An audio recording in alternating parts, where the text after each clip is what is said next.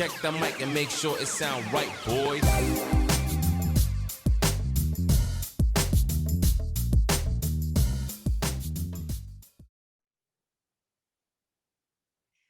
Hey there. Oh, hello. Salutations. And solitude. Welcome to Highly Welcome. Uncircumcised. Highly uncircumcised.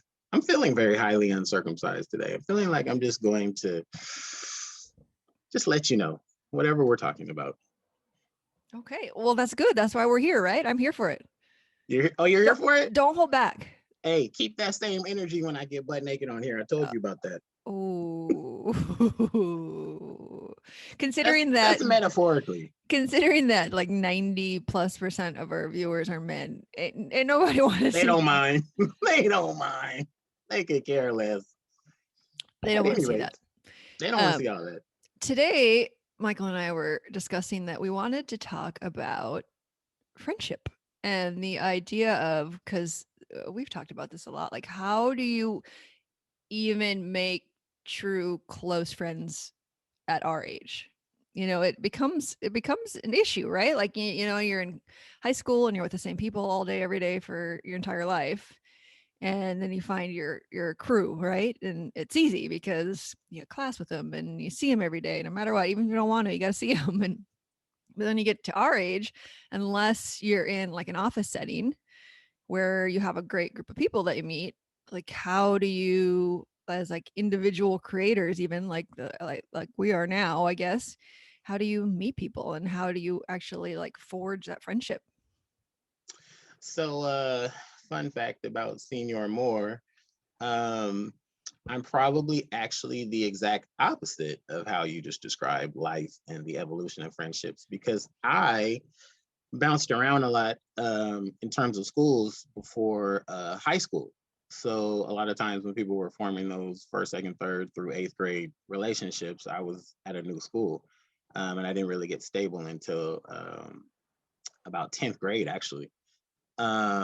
And so anyway, most of my good friends were formed after those relationships were formed after high school. Yeah. When you say 10th grade, I think that's when I actually met or really formed the relationship with my good group of friends that I still have, about like 5 of them, and they're all from high school, and it was right around 10th grade when we really started to become good friends. And then, you know, 10th, 11th, 12th, you're together and you start, you know, forging those friendships. But honestly, since it, and I went to college and a lot of people made really good friends in college, but I just never did. I don't really have any lasting relationships out of college. I don't have, other than like most of my friends from my adult life are like parents of my kids' friends, right? And that's not even, that's almost like a superficial level, right? It's just like, oh yeah, I'm talking about the kids, I'm talking about school, I'm talking about, never really gotten close. Like you and a couple of other of our friends from the poker table are really it since I've gotten older. I mean, luckily I still have that crew of friends from when I was younger, but, and I was thinking it is hard to like forge really lasting friendships, I think, as we get older. Or maybe it's just me, it's hard to Why do you think that? I think again, because it's just the proximity. I think, you know, not being in the same place with somebody every day, and maybe just for me it takes time to really like bond with somebody. And so if I don't see them every day, like maybe I see them and we have a great time, but then it's just like, oh well, now what? Do I call them? Do I like, hey, you seem cool, should we hang out? You know, like then where do you go? Like how do you start building that? That's interesting. I well, I don't. First of all, you're not wrong. I don't disagree with how you sort of see that. Not seeing people every day and all that kind of stuff. But for me, I think I'm after I'm trying to give you an age here. After about 22, 23, because I was married at 24, right? So like all of my sort of time and energy, you know, in my early 20s was sort of going towards Esther and that process of coming together and all that kind of stuff. I Well, didn't. that's a good point because that happens too. Like, you know, when I got married and had kids, you just fall out of everything for a while, right? You just Like concentrate on, everything. yeah, because you have so much going on with just babies at home. So Yeah. there's that. That doesn't help. But funny enough, what I found was as our marriage rolled on, and I would say around like year 7, and I know there's supposedly the 7-year itch. I don't think it was that, but 7 through 10, I really started noticing that I had a desire to like either reacquaint myself with old friends or forge new friendships. I just really wanted new faces. And that is nothing at all against my wife at all. But I think that I put so much time and energy into being home and being the dad and being the husband, and then really just spending time with my family, my brothers, my parents at that time. I let a lot of decent friendships fall by the wayside. I mean, like close friends. And then probably around year, I'm 19 now, so around year 12 or 13 is probably around when I met you, and then started meeting other people at the casino and all that kind of stuff. And you know, that was for me was a real blessing. I needed it. Well, even if you think about how we met, right, at the poker table, and how do we build our friendship? I Just was there talking. as, right, but I was there as Yeah. a host. So I was there every day because I was getting paid to be there, right, to Right. play. And then you started coming, but again, we were there every day. It was like a relationship, like high school, right? Every day. And so we had the opportunity to put in the time, right? Right. And we did. So now what, like 8 years now later. And I was going to say, when you said you fell out with friends, I think even this tribe that I'm talking about from high school, like when I first got married and had kids, I mean, there was probably a couple years where rarely we talked at all. You know, maybe once a year, check in, or, oh, hey, whatever. But whereas, during the pandemic, we talked constantly. Like we, once a week was Zoom nights, and every other day was texting and whatever. So, I mean, that definitely happens as well. But the reason why I think about this is because, whenever you read any of the studies, or like, long lasting happiness in life, one of the major things is being surrounded by people that you love. And that's not just your family. I mean, it can be, but those friendships and those people that, truly get you, right? Like that you're truly connected with. And so I think that's super valuable and important. And I was thinking about that this year. I was like, I should go out and meet some more people. But Where were you going to do that? I Oh, you don't mean know. 2021? I get 2025. Maybe I'll go do it. I don't know. I have no idea. But I think it's valuable for me to think on, like, even how we built our friendship and why sometimes it's so hard, because, we've made reference on here to, like, we've had tumultuous times. Like we've had times where you don't need to look like that. You do. You're right. My bad. where we've literally got into some stuff, right? Some stuff, man. And stuff that many friendships, like, if you had friends, you're like, oh, whatever, we're not friends anymore, but we've worked through that. And I think that, as I'm thinking on that, and I've always said, like, I'm proud of the work we do on our relationship and how we've grown, because I think it's actually helped me grow as a person. And I think that's what good friendship does, is like, I said this to you before, like, I hate that saying, like, hold space, like, oh, they hold space for you. And dudes are I've going to hate never even this. heard that before you said it. I know actually. dudes are going to hate this, but it is actually true. I understand it now. It means that, when we get into these things, when we have arguments, when we have back and forth, when we first of all make the effort to reconnect, right, and to truly, like, see and hear one another, which I think is probably the first step where a lot of things break down, is you just don't, right? And then also hold space for them to talk completely about, like, what has hurt me, what is, how I felt through this situation, and I think this is really great for you to talk about, because I don't think a lot of guys are comfortable with that, right? I don't think a lot of guys are comfortable sharing what they're going through, and not through any fault of their own. I think it's a way that We're culturally, society, we have treated boys and men, and I believe it's changing. But, you know, boys are meant to be this, you're a strong one and you don't cry and you don't, right? And they weren't even given an outlet to feel emotions, let alone like process them, right? So you especially have really been really good at this throughout our relationship, and so much so that even we would always tease like I'm the dude in the relationship and Mike's the girl, right?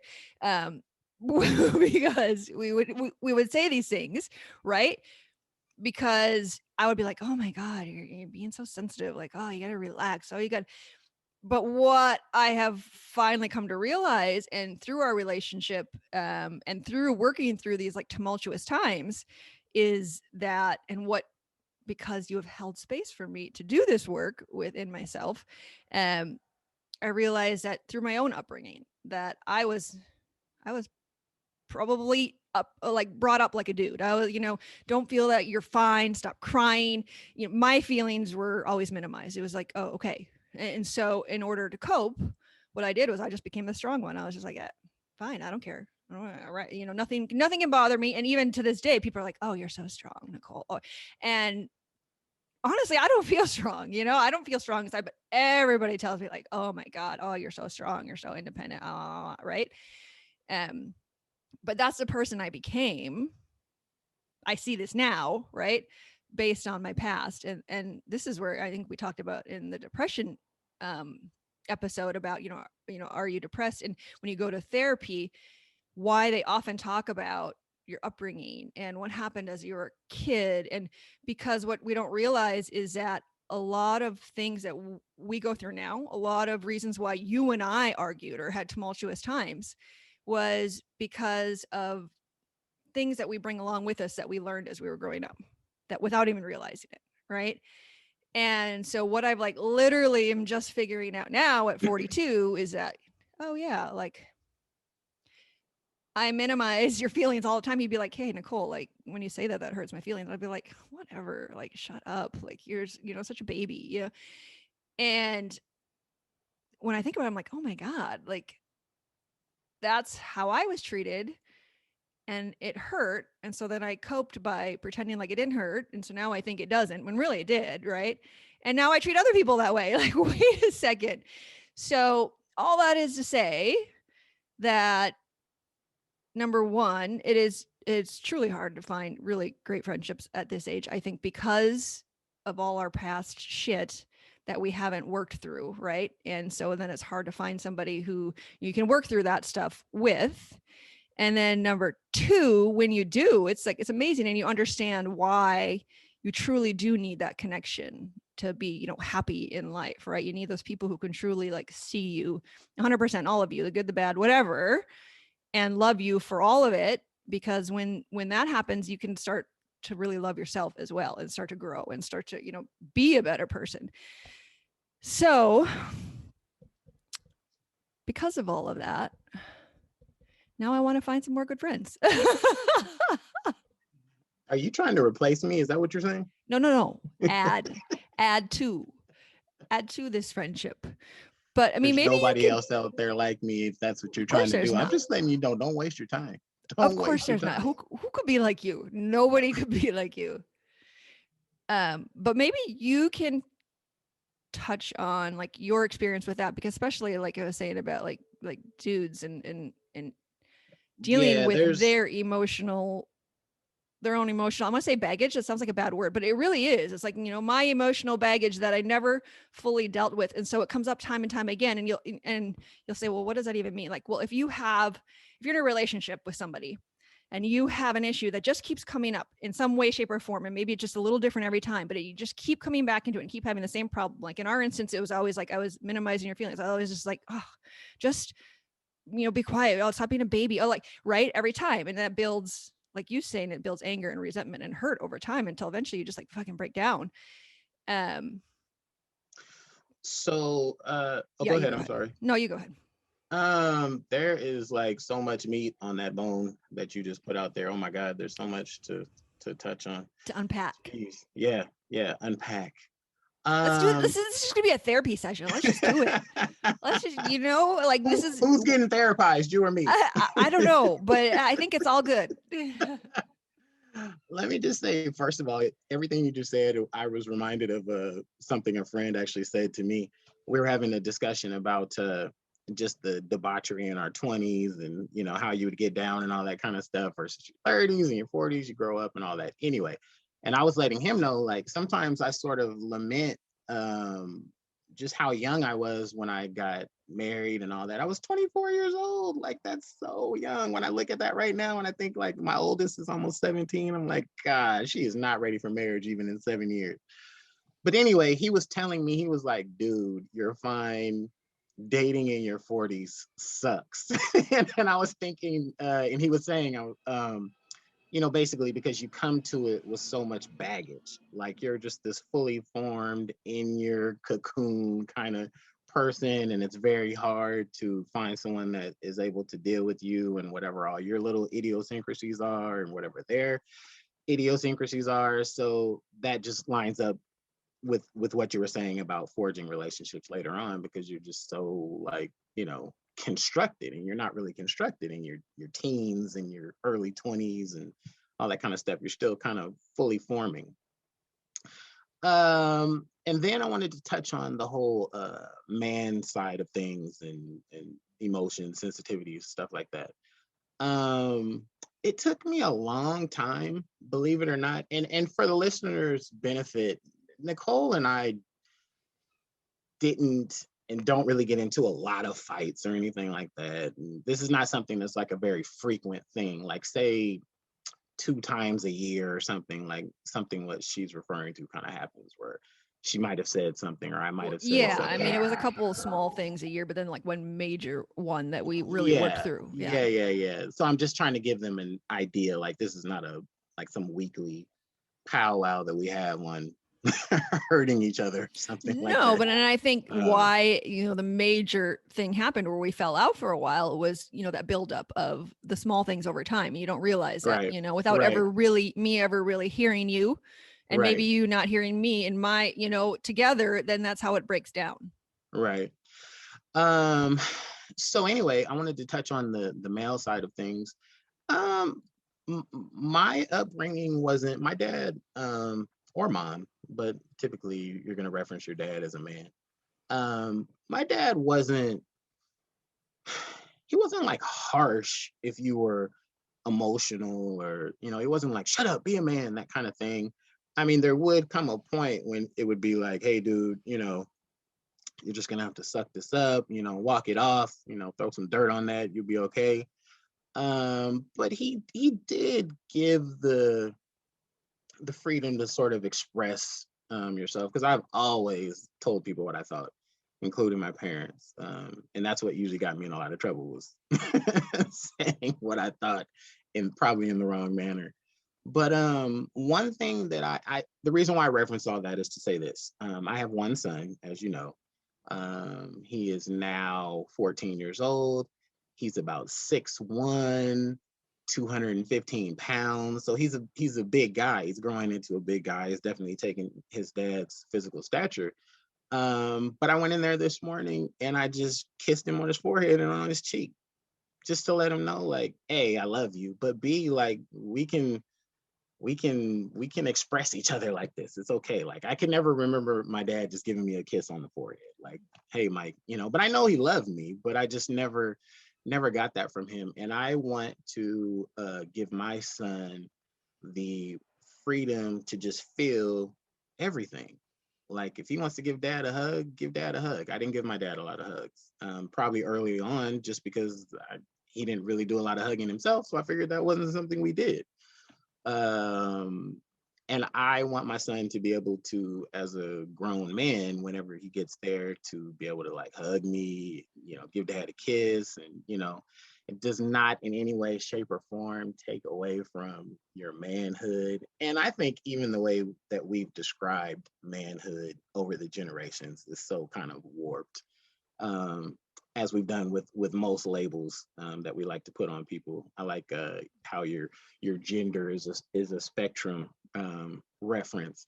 What I'm saying is that, you know, yeah, as a man and as a husband, I like to work. I like to take care of my family. It does something for me. It speaks to me. Um, But I think that the true mark of a man is someone who's willing to be of service to his family, to his friends, to himself, to his community. Um, I like when, and I have a few good male friends, and we can hug, you know, we could tell each other like, F you one day, you're stupid. And then the next day be like, hey, you want to roll to Vegas or something like that. I mean, it's just, we've got to get past all these just rigid definitions of, what makes somebody a man, what makes somebody a woman, what makes somebody, more Christian than the next person, what makes somebody more this or more that. It's just all so lame. And as all that pertains to our friendship, I think our friendship, and we'll just stick with us, has really benefited from just us being honest with one another, right? Um, as we've probably agreed to, we're not going to sit here and discuss like all the little nuances of arguments and fights. The nitty gritty. The nitty gritty. They don't need that. That's too much. That's too much for them. That's too much for them. They can't That's handle way that. too much. Yeah. But I will say that one thing that Nicole and I have always done that I think can benefit anyone listening to this program is we've always told each other the truth, right? So I think the longest we didn't go that we went without speaking was like 3 months, something like that. And that was over that issue that you were just saying was probably the biggest of things with us. But once we came together, we were just like us. I mean, we had a yelling match, more you than me, but In that moment, you deserved it, to be fair. no comment. But we had a little yelling match, and then the next thing we knew, we were like meeting up for lunch, and there was some tears shed, and that's fine as well. And after that, it wasn't like things were perfect, but we also said things are going to be awkward for a little while. Like we literally acknowledged that, like it was spoken. It wasn't like, we just went about feeling weird. It was like, hey, we're probably going to feel weird hanging out with each other for a while and all that kind of stuff, but we'll just grow back to normal. And we went back to normal, and then went further into our friendship, which is how we even end up here on this podcast with one another. So I think that one of the basic tenets of real true friendship or connection maybe with anybody is like just honesty, and the ability to let somebody be open, and the ability to be open. Because if you feel like you can't tell me certain things, or I can't tell you certain things, then that's just going to inhibit real friendship, real relationship. Yeah, I mean, I think people say all the time, like communication is key, and it truly is. But I think that we don't understand that when we get to this age, when we're trying to meet new people, because like you said, as you get to 40, you become this person. Now it's so hard to dating. When you were saying dating at 40, I was like, oh yeah, like, I'm 42 and I'm a single mom, and I'm like, yeah, I don't think I'm gonna be dating much anymore. I mean, for serious purposes. Like, I mean, if you just want to hook up, I mean, that's fine. You can find a million people out there, but like to actually date and find somebody to truly like love at this age, this is what I was thinking about. Like, it's going to be hard, I think, because a lot of us don't do this work. And what I mean is that in order to fully communicate with someone, which is, like we said, the number one key, to honestly, openly communicate with anybody, whether it's a spouse, a partner, a friendship, whatever, you have to be able to be 100% vulnerable, authentic human being. And most of us, by the time we get to this age, me included, like I realize this now. I always thought I was like, oh, so like 100% me, you don't realize, because of stuff that in your past, the way you're doing that is, it's a lot of pretending, it's a lot of acting, it's a lot of coping, it's stuff that you don't realize is really not you, who you are, right, in your heart. And that's where a lot of the breakdown in communication comes. And that's where, like, you can't openly and honestly tell someone like, oh, hey, when you told me you were going to call me last night and then I didn't hear from you, I felt hurt. And the other person can say, oh, I'm so sorry. I didn't think of it. I just fell asleep. And to really, truly just have like a little conversation like that is where a lot of relationships even break down, because maybe the person who, like, let's say I'm the person that didn't call, I'll just like, oh my God, you're so sensitive, right? Without realizing, now that I'm realizing in my past, that's how I was raised. And it does hurt feelings, and it does. So we do have to do this work. We do have to do, like I was telling Mike, like whenever this 100% quarantine is over, I want to start therapy for the first time in my life. Like, because it's super valuable, I think, to consistently go and to realize the person you become is maybe not the person you are or the person that you want to be. And in order to truly like form really good relationships, you've got to be 100% who you are. And then you've got to be willing to be 100% open and vulnerable in order to have that communication with somebody. And that's where, Mike is saying openness holds, that's where the hold space is. Openness, like be willing. He can say to me, like, I was hurt by this, and I have to be open enough to just listen without judgment and without excuses and without, just I have to hear him. Right. So I wanted to say that like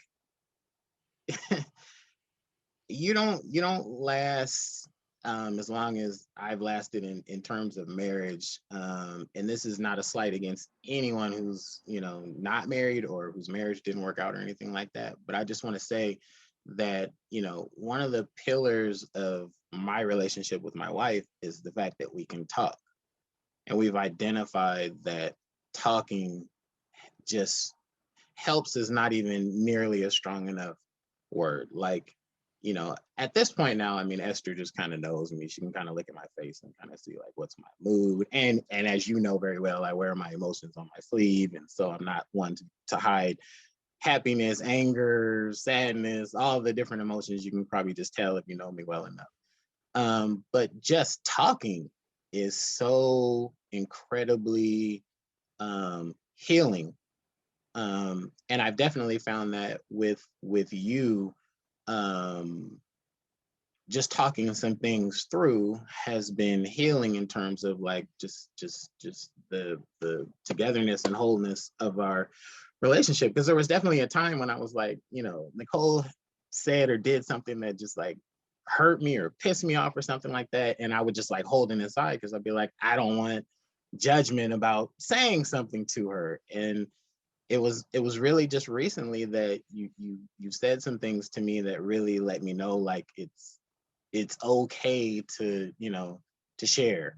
And the second thing I want to say is, and I appreciate you for being honest with everyone and just talking about the therapy and stuff, because we have got to get rid of this stigma about therapy. I want to say A, to men, and B, to Black men, like, it's good stuff. I have been to a therapist. I did not go to a therapist because I was like, psychologically like, ready to kill somebody or anything like that. I just needed someone to talk to you work don't some things need to. out. That's what we think. We think we Yeah. have to have a major problem, but what we don't realize is a lot of like habits and patterns and things we keep going over and over in our life.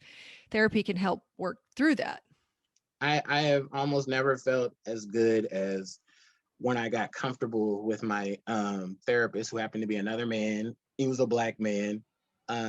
So he could identify with me on certain things. I didn't have to like, paint pictures for him that he couldn't, interpret. He kind of knew some things that were just frustrations of mine.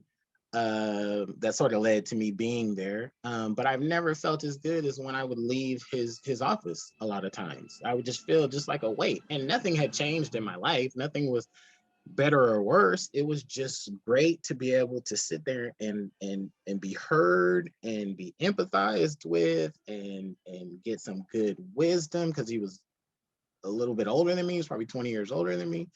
So anyway, I just want to say, like, if you're in a place where you just really, don't understand why you're just waking up upset or going to sleep upset, or your job sucks, or you're having financial issues or relationship issues, oh my God, the whole gambit of things, really consider talking to someone. If you don't have a a super friend like I have in Nicole there, definitely, definitely, yeah, seek therapy. It's such good stuff.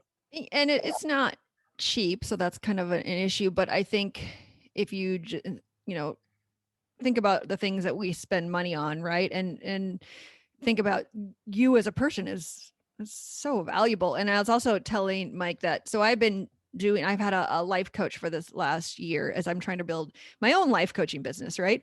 And it's the process has been a whole year, and it's twice a month for a whole year. And why I said that is because I think it's valuable to not just to go to therapy, like, oh, let me just go one time and let me, but to really start a process where you go for a significant length of time, because that's when you really start doing the work. Because there's times when I'm meant to meet with my coach, and I'm like, oh, I don't want to, and oh, I don't have anything to say, and oh, I didn't do anything. But that's where the good stuff comes out, because that's where you find your issues in life, right? And so to keep having to show up, you're able to work through that. And now finally I'm slowly building my business and building my own practice, and it's taken at least a year. I mean, it took multiple years before that where I did nothing but think about it, but I was thinking about this in terms of relationship. We should have one all just about like how to date. Like, I don't know how to date. And I mean, I know how to date, but I don't know how Asking to date. me how to date. No, I know. That's why I was like, how can we have this? You're already married, but we'll have to get somebody on here, like how to date at this age. But I did want to talk about like just finding good friends at this age. And I think that what I'm coming to find is like the first step is just, uncovering who you are as a person, and I think you say we're fully formed. And so we have all these idiosyncrasies, so we can't meet somebody. I don't know that we're fully formed. It's that we are fully formed, but not in the ways that we want to be. And that's why we get we get depressed and we get stuck and we get, we have all of these things that we don't understand going on within ourselves because we built ourselves up in this way and we don't fully understand like in here, and we've forgotten. And so how can we connect with others like truly when we don't even know who we are? So I think I guess that's the first step. So that's the work that I'm doing right now. But let me just interrupt you. I think you find out a lot about yourself through the friendships and relationships. Of course. Like there's some, and we actually talked about this the other day when we were actually just having our big talk. There's so much about me that I didn't even identify until talking to you, dealing with you. You really sort of you challenge me in a lot of ways. Like our relationship was actually sort of formed with like always disagreeing. Like but it wouldn't be like disagreeing about like major stuff. It would be like Google facts or something. We would just always be like, no, it's this, no, it's that. I can remember when we got into an argument about how many people there were on Earth. And I was like 6 billion and you were like 7.5. And I was like, you're out of your mind. And of course you Googled it and it was 7.442. And I'm like, God damn it, she's always right about everything. I was so pissed off. I'm so good at Google facts. Like, where did this 1.5 billion people come from? Do I know them? Do they know me? No. Nope. Anyway, but yeah, so our relationship was formed through a lot of just going back and forth, but then really getting closer to one another and dealing with one another, then it became sort of, hey, Mike, look at this about yourself. And I'd have to like just sort of take honest looks and say, yeah, I probably could tweak that some. And so you need relationships, you need friendships to find out who that fully formed person that we're talking about is. 100%. And yeah, and I think that's why the dating world is so tough, because you want that connection to, and the thing that I think maybe we have backwards or not quite 100% yet is that we think it has to be like a partner, as in like a dating partner. Is like it can be a good friend, right? But the reason why there seems to be like so much like tumultuousness, is that a word? Spell tumultuousness. You know what? I'm gonna need you just to keep going. Okay. Is because it is true. Like, right. That's where you learn a lot about yourself. If you allow yourself is through another person. A lot of times though, we don't allow ourselves. Like we come up against that person and we're like, fight. And then it just break up. right? And then you go to the next person, same issues, same issues over and over again, right? And That's because that's you're where still you. exactly, that's where the work comes in, where we don't realize like, oh, you think it's everybody else's an issue, but oh, maybe it is my problem. Like, oh, okay, let me figure this out. So yeah, I guess if we're gonna end it on like, how do we even find close relationships at this age? I mean, number one, you got to put yourself out there, because you're going to have to, talk to people and make the effort to be like, hey, you want to go get dinner? You want to, whatever. But number two, you're truly, really, especially at our age, have to do the work, because, to this point we're fully formed, but probably not fully formed in the way we really want to be, And so we have to do the work to uncover all that shit under there, so that we can not take the baggage with us to all the relationships. And you still will, but if you have a good friend, if you meet that person, right, you can work through it together, and that's the value. So how we do it, I guess, is just got to get yourself out there. I'm gonna have to start doing that, I guess. Well, you're gonna have to definitely leave the dogs at home for a minute. And, No, they're coming with. They're gonna I'll walk you outside one of these days and take you off the leash, so you can go so meet I can people. meet some friends. Hi, friends. I just, everyone I walk. Do Do you want to be my friend? Do you want to be my friend? Who wants to be my friend? when you would be on the like dating apps and stuff, going through that stuff, I used to love looking through that stuff with you, and then you'd be like, oh, okay, I'm gonna go out with him, and I'd be like, I'm showing up because I need to vet this person. Those were, dating apps is not for like real dating. I mean, that's for, that's not. Oh, that's another episode. Let's talk episode. about that That's later. A very different episode. Let's shut this one down. That's a very different episode.